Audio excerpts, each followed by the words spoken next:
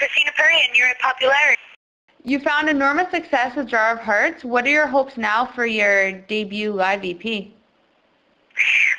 Well, I'm really excited to get the EP out to the world because I feel like, Jar of Hearts happened and it's just kind of took it on its own life, and it's also very kind of anonymous as far as style goes, where it's strings and voice and piano, and whereas my EP is really going to give people a better idea of who I am as an artist, which is, a little bit more bluesy and rock and, just kind of still the same soulful songs, but just a better idea of me and, totally like who I am inside. And so I'm like really excited to get these out. Can you describe how you approach your music? Basically, I've been writing songs since I was about 15, almost 16, and I just get really emotional, whether it be something happens and, I'm singing about a dude, or the way a dude treated me, or the way I'm in love with a dude. I don't know what it is, but whatever's happening in my life, I normally get kind of overwhelmed, and I sit at a piano or pick up the guitar. I never know which one, and I just sit there and the song comes out. I normally write the music and the words at the same time, and and I work on it for a couple of days, and then record it because I always forget everything I did, and that's kind of my approach. What are the key challenges you face during your creative process? I think the key challenges to being, a songwriter even is like needing to write a song versus a song just kind of happening and being birthed really naturally. Before any of this happened in my career, nobody was asking me to write songs. I was just writing them all the time for me. And, when I signed a record deal and, we're working on the album and let's write some brand new songs, and I think that's, tougher to try to write a song. But fortunately, I had a really good experience with being just as emotional as I normally need to be to sit down and write some new music, which I did, and which will be on the record. But I think the biggest challenge is just kind of like, sitting down and needing to write a song versus just it coming naturally. What would you say is the biggest thing that you've learned about yourself during the creation of the EP? Well, the creation of the EP was really funny because it was one day, and we recorded the audio live in the studio, but at the same time we were videotaping and made a video for each song.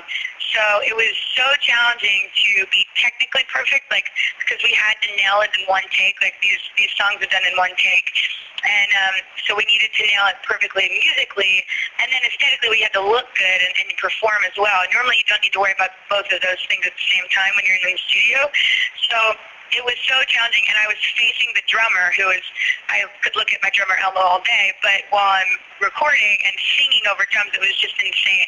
So I guess I found some strength I didn't know I had, because we just knocked it out in 5 hours, and it's all there in the EP, and I'm just really proud of myself and my band. Are there any songs that surprised you by taking a different direction than you initially envisioned?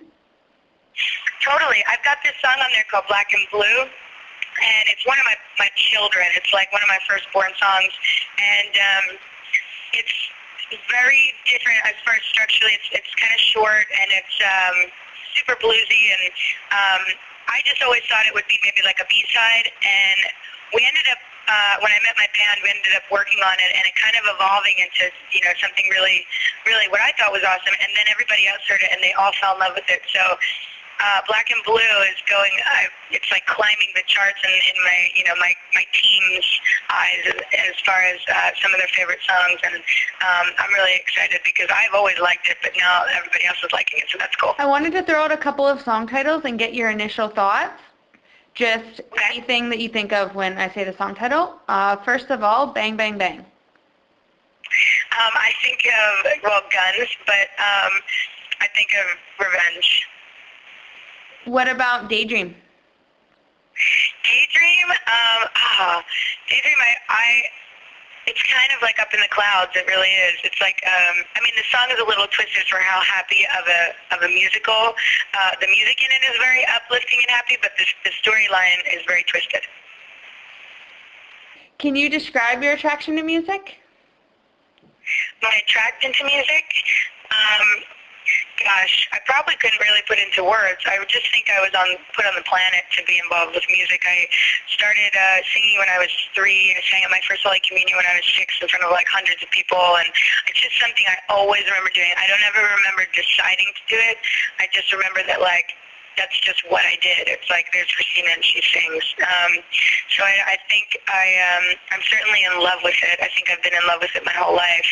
And I could safely say that me and music have a really great love affair. You've been doing music for quite some time now, so what keeps you inspired to explore and create new music that you haven't ventured into before? It's a great question. I think it's funny, I've been finding my inspiration a lot by going out and meeting a lot of the people who like Jar of Hearts and reading their emails and kind of just going out there and meeting the people who took this song into their own and have a story to go along with it. And, you know, a lot of things inspire me all day long, but I'd say the biggest inspiration for me are the fans of the song and just the kind of love going back and forth between me and them and building like relationships and stuff, and I'm inspired by them and that they're listening and that they want to hear more and that, you know, I have all this other stuff and these songs that, you know, are similar, and I don't know, I just feel like all of a sudden, like, you know, I'm totally meant to do this, and I'm honored to have these people, you know, love this song of mine, and I think that has been my biggest inspiration. I just think about all these little girls and everybody that I've been talking to, and it's been really cool. At this point, what are your hopes for your music?